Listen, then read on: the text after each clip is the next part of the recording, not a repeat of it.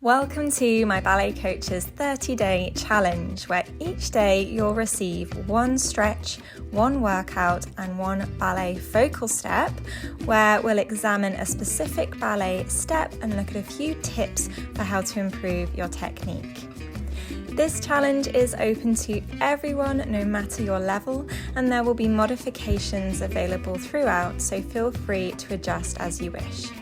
To my YouTube followers, I'm going to be offering a teaser every day of the 30-day challenge, and today we're going to look at Pirouettes on Dehors. But if you would like to look at the full challenge, either click the link below or head to myballetcoach.com. So for our first ballet step, we're going to look at Pirouettes on Dehors from fourth position. I know this has been a really popular request. A lot of people struggle with their pirouettes, and I have a really nice, easy way of breaking them down no matter what stage you're at with your pirouettes.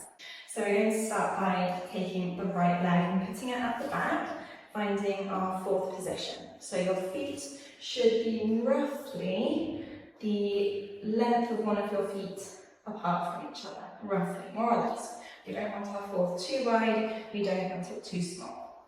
So find your fourth position. Your weight should be equally on both feet, hips are lifted, abs are strong, so tummy button pressing to the back of your spine, rib cage closed, lats engaged, nice long neck, shoulders down, and we're going to take the arms to third position.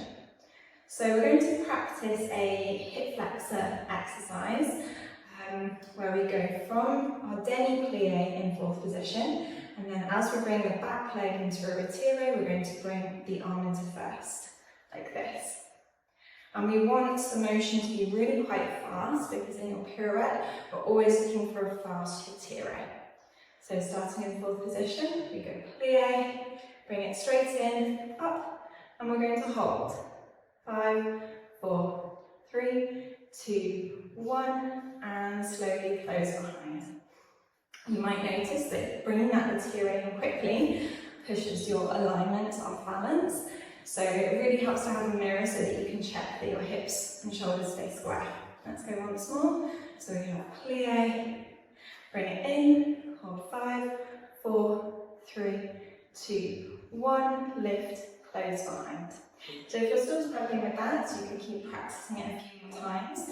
We're now going to add the releve, that's going up into our toes, and we're going to look at landing on our supporting leg first.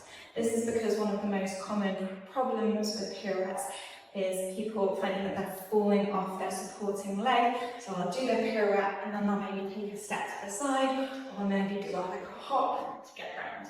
So we're going to work on really strengthening the supporting leg. As we do our releve retire, we're then going to put the heel down of our supporting leg first in a fondu, and then close the back leg. So that's going to look like this. Demi-plie. Up, 1, 2. So even though it doesn't look super smooth, we will eventually smooth it out so that the whole turn looks seamless. But landing in a fondu first, holding it for a second before you close the second leg, is going to really strengthen your supporting side. Let's try it once more. Demi-plie, up, 1, 2. Good. So keep working on that until you find it a bit easier, and then we can look at some quarter turns. And we're going to leave the head as the body turns. So if you're not familiar with spotting, this is a nice introduction to spotting with the head. So we start with our demi-plie. We always turn to the back leg when we go on Dehors, and we go up, 1, 2. So as I did my releve, I left my head, and then as I closed, I straightened my head up. Let's go again. Demi-plie, up, 1, 2. Good. So again, keep working on that until you find it easier. Then you can build to half turns where we're going to properly whip the head round. So I'm going to start facing the front, end up facing the back, demi-plie, up, 1, 2. And once more, demi-plie, up, 1, 2. One more from the back to the front. Funnily enough, Most people find this much harder going from the back to the front. Still not quite sure why, but it's important to try it. See if you feel that it's the same or if it's harder. Demi-plie, up, 1, 2. So the head flicks round back to your starting point. So again, keep working on that until you feel more confident. We can next look at our 3/4 turns. It's the same principle. Demi-plie, leave the head, flip, 1, 2. And again, go through your checklist of your posture. Demi-plie, head flip, 1, 2. And then finally, we have our full turns. So you're going to actually look at a spot in front of you, not just vaguely looking in that area, but actually focus on something and try really hard to find it again. So the head is going to go along with your shoulder for as long as possible, and then it's going to flip around and go along with the other shoulder as the body's straightening up. Still landing, standing leg first, then working leg. Demi-plie, flip, 1, 2. And one more. Demi-plie, flip, 1, 2. And notice I finish in the demi-plie. This is to ground you. You're going to feel a lot more secure if you can really sink and relax into that demi-plie before you stretch. There are 2 other fairly common problems I see with pirouettes. The first is falling backwards. So if, when you do your pirouette, you feel your weight falling backwards, it's usually because of your arms and your torso. So with the torso, we want to engage the abs. So immediately you're going to think tummy button to the back of the spine, ribcage closed.